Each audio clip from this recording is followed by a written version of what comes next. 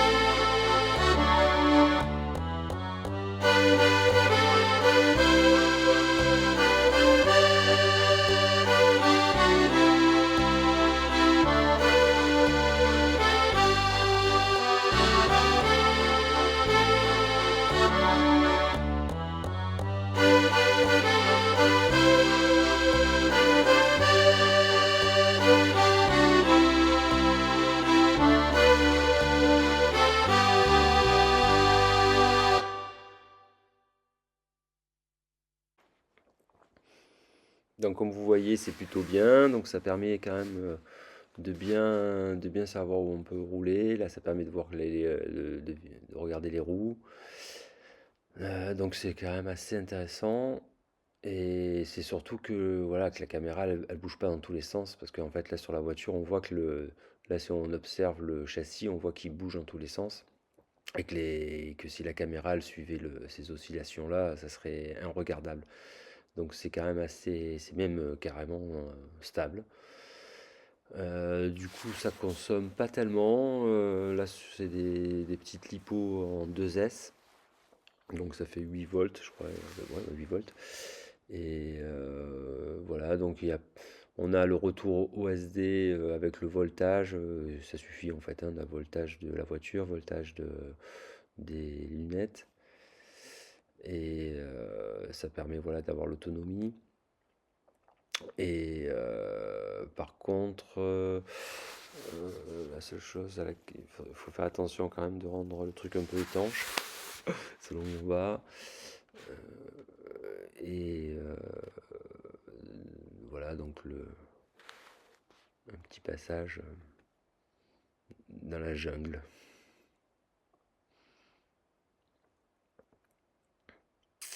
Et sinon, bah, le suivi de tête, il est quand même utile aussi, hein, ça permet de regarder un peu aux alentours, quand même profiter du paysage. Mais en fait, c'est surtout la stabilisation de la caméra qui est capitale. Donc la seule modification à faire, parce que c'est pas un avion, donc il n'y a pas de circulation d'air assez importante. Donc j'ai mis un ventilateur et j'ai monté un radiateur. Alors le radiateur est démesurément gros, mais j'avais que ça. Ça doit venir de je sais plus quoi. Et le ventilateur aussi, bon enfin quand le ventilateur il fait pas de bruit, hein, parce qu'en 8 volts il est quand même, il tourne pas vite. Et la base c'est une axiale. Axiale Werth. Un peu d'option, oui, optionné avec aluminium, train en aluminium et amortisseur aluminium. Et là, Guapa, le chat de la maison. Et ben, bonne soirée à tous et merci d'avoir regardé cet épisode un peu différent.